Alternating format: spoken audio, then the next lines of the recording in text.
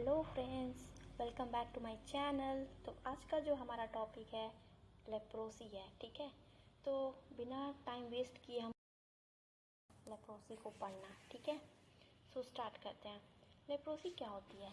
Leprosy एक chronic infectious disease होती है बेसिकली, जो कि एक बैक्टीरियल इन्फेक्शन की वजह से होता है।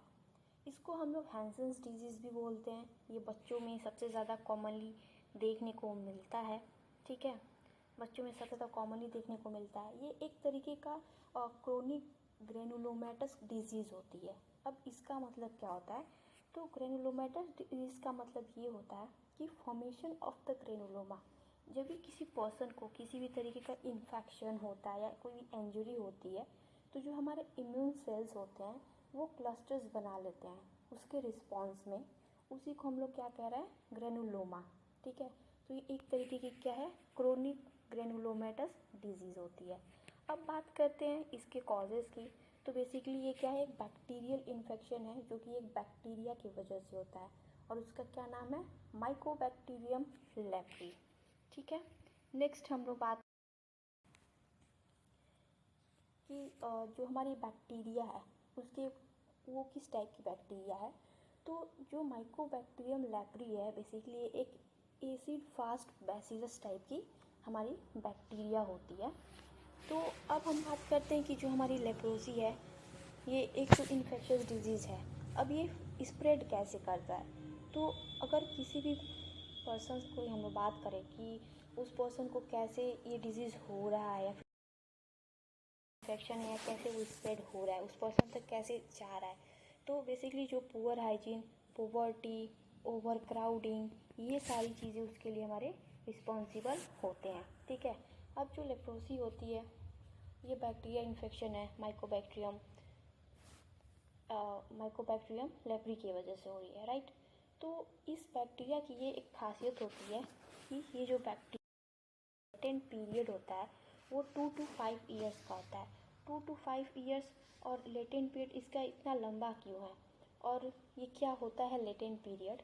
तो लेटेंट पीरियड वो पीरियड होता है जिसमें जो, अगर सपोज करें आप कि अगर किसी पर्सन को किसी भी तरीके का बैक्टीरियल इन्फेक्शन हुआ एंड देन सिम्टम्स उस टाइम ना आके 2 से 5 साल के बाद अगर वो सिम्टम्स आ रहा है, तो ये क्या हुआ?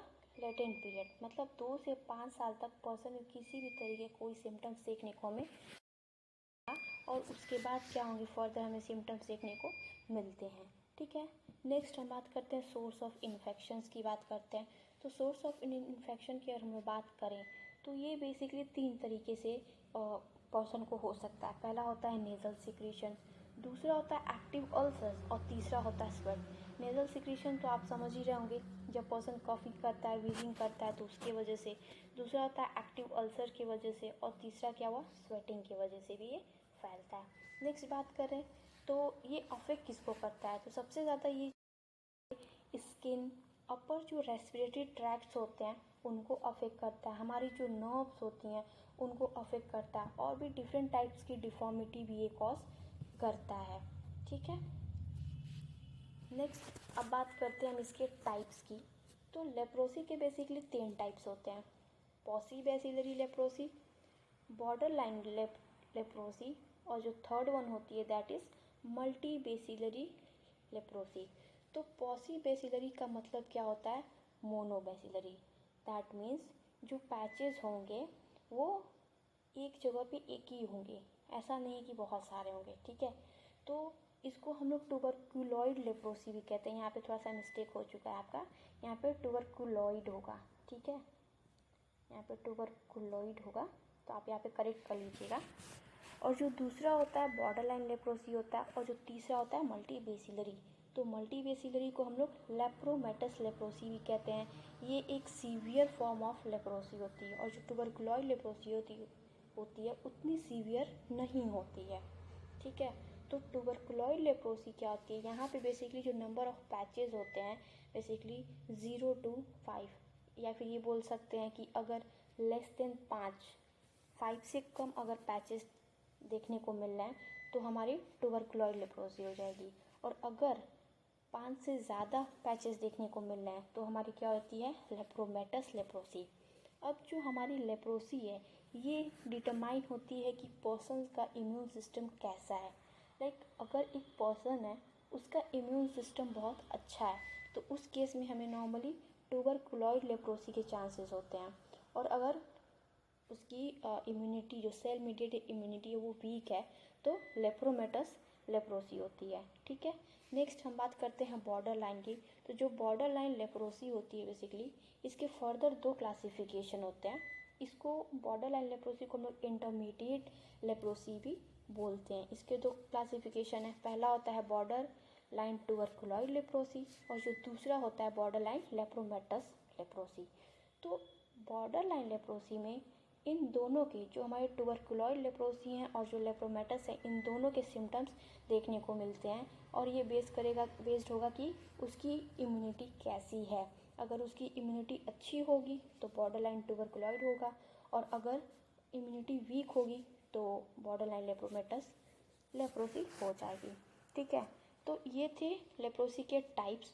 अब हम डिफ्रेंशिएट करेंगे बेसिकली कि जो पॉसी बेसिलरी या ट्यूबरकुलोइड लेप्रोसी है और लेप्रोमेटस लेप्रोसी में क्या क्या डिफरेंसेस हमें बेसिकली देखने को मिलते हैं। तो बात करते हैं comparison between tuberculoid and lepromatous leprosy. तो जैसा कि इस डायग्राम में आप देख सकते हो कि ये जो डायग्राम है ये मैंने बुक से ली है। ठीक है, तो इसमें आप देख सकते हो कि जो पहला पॉइंट है that is cell mediated immunity की बात है कि जो ट्यूबरकुलोइड लेप्रोसी है इसमें जो सेल मीडिएटेड इम्यूनिटी है वो हमारी कैसी होती है, स्ट्रांग होती है, तब ये होता है। और अगर लेप्रोमेटस की बात करें तो इसमें हमारी इम्यूनिटी नॉर्मली लो होगी, तब होगी। ठीक है, नेक्स्ट बात करते हैं हिस्टोलॉजी की। तो हिस्टोलॉजी जैसा कि आपको पता है कि ये study of tissues and cells के स्ट्रक्चर्स की बात हम लोग कर रहे हैं। तो ट्यूबरकुलोइड लेप्रोसी जो होती है इस केस में जो सेल्स होते हैं वो जाइंट सेल्स होते हैं। बहुत सारे स्मॉल सेल्स मिलके क्लस्टर बना के एक बड़े सेल्स का फॉर्मेशन करते हैं, तो जाइंट सेल्स देखने को मिलते हैं। एपिथेलॉइड सेल्स होंगे, हिस्टियोसाइट सेल होंगे, लिम्फोसाइट्स होंगे, ये सारे बेसिकली ट्यूबरकुलोइड लेप्रोसी केस में प्रेजेंट होते हैं। और कुछ बैसिलाई भी देखने को हमें मिलेगा।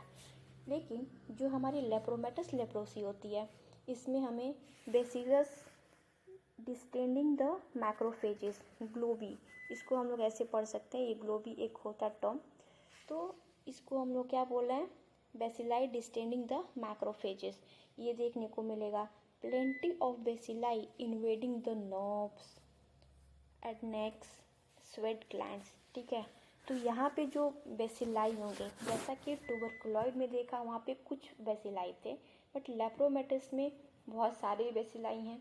तो जो यहाँ पे बेसिलाई होते हैं बेसिकली जो हमारे नर्व्स होते हैं उनको इन्वेड करते हैं, अंदर से खोखला करने लगते हैं। जो स्वेट ग्लैंड्स हैं उनके पे भी ये इफेक्ट डालने लगते हैं। ठीक है, नेक्स्ट बात करते हैं क्लिनिकल। तो क्लिनिकल फीचर्स की अगर हम बात करते हैं तो जैसा कि हमें पता है ट्यूबरकुलोइड लेप्रोसी एक माइनर या फिर mild form of the leprosy है एंड लेप्रोमेटस जो होता है सीवियर फॉर्म होता है। तो जैसा कि देख रहे हैं कि ट्यूबरकुलोइड लेप्रोसी जो होती है इसमें localised anaesthetic hypopigmented raised skin patches देखने को मिलेंगे।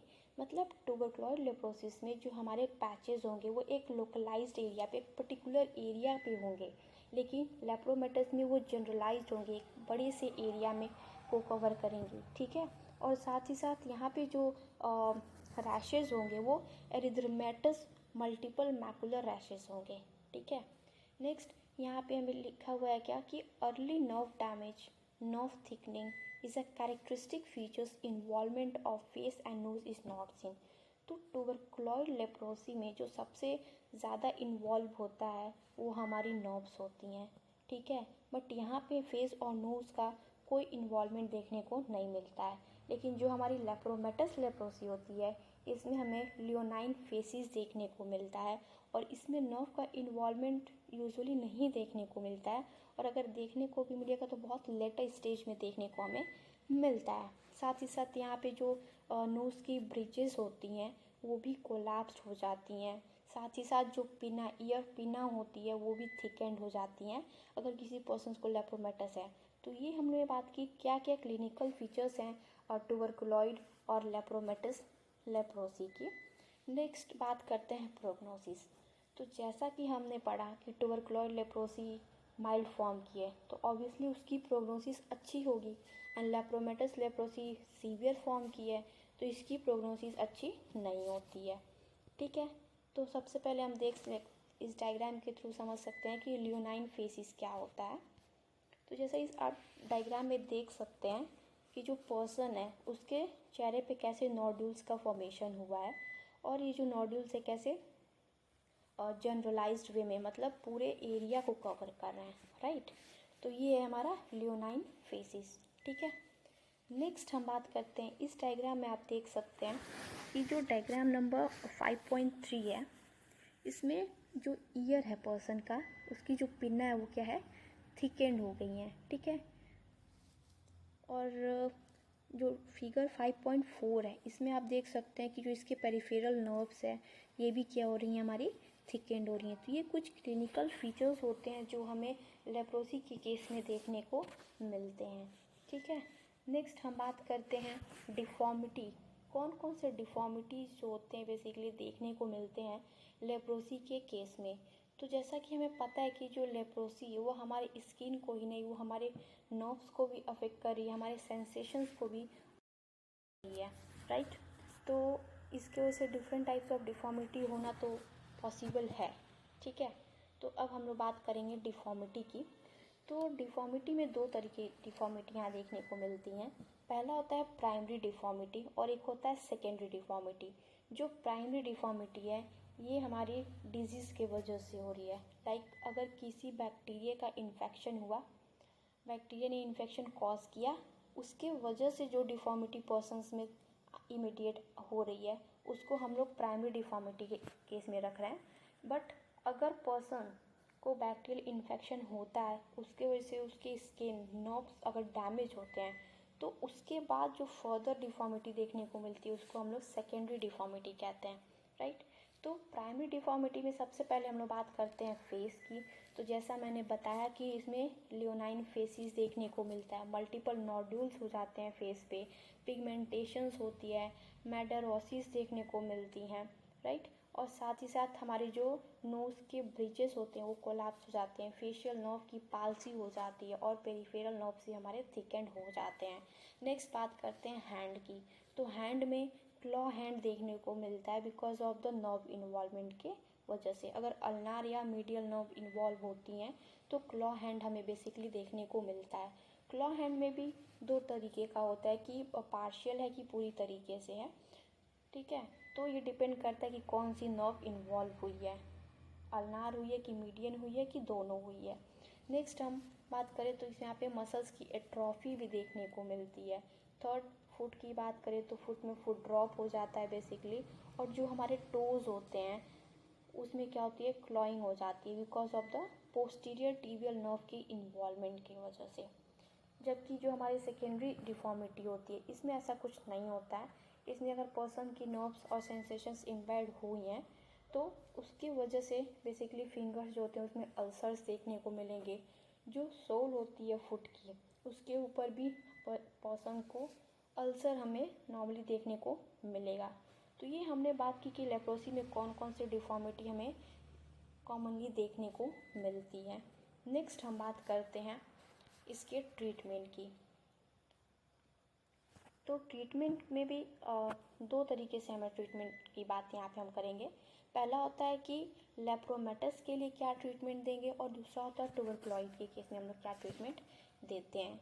तो फर्स्ट हम लोग बात करेंगे कि for लेप्रोमेटस and border line लेप्रोमेटस leprosy, तो इसमें हम लोग नॉर्मली डेप्सॉन 100 mg पर डे देते हैं, क्लोफाजिमाइन देते हैं 50 mg पर डे, रिफाम्पिसिन देते हैं 600 mg वंस मंथली, और क्लोफाजिफाइन को 300 mg वंस मंथली, राइट। तो ये हमें तीन जो मेडिसिन होते हैं बेसिकली हम लोग लेप्रोसी के केस में देते हैं। तो यहाँ पे जो क्लोफाजिफाइन है यहाँ पे आप देख सकते हो कि अगर डेली देना है डेली बेसिस पे तो 50 mg हम दे सकते हैं, बट अगर मंथली अगर हम देना चाहते हैं तो 300 mg वंस पर मंथ दे सकते हैं, राइट। तो लेप्रोमेटस एंड बॉर्डर लाइन लेप्रोमेटस लेप्रोसी के लिए हमें जो टाइम पीरियड होता है ट्रीटमेंट का या फिर इस मेडिसिन को हम लोग देते हैं वो मिनिमम 2 इयर्स होने चाहिए, ठीक है। 2 ही साल तक हम इसको देते हैं। नेक्स्ट बात करते हैं ट्यूबरकुलॉइड और बॉर्डर लाइन ट्यूबरकुलॉइड लेप्रोसी के केस में हम कौन सी मेडिसिन हम लोग बेसिकली देते हैं। तो इसमें भी हम लोग डैप्सोन और रिफाम्पिसिन देते हैं, राइट। तो डैप्सोन यहाँ पे हम अगेन 100 mg पर डे देंगे, रिफाम्पिसिन भी 600 mg वंस मंथली देते हैं। यहाँ पे इस केस में हम लोग क्लोफाजीमाइन नहीं देते हैं, राइट। तो ट्यूबरकुलॉइड जैसा कि पता है कि mildest form of the leprosy होती है, तो इसके लिए हमें जो ये मेडिसिन होते हैं 6 मंथ तक हमें नॉर्मली चलानी होती हैं, ठीक है। तो ये सारी चीज़ें हमने लेप्रोसी के बारे में पढ़ी।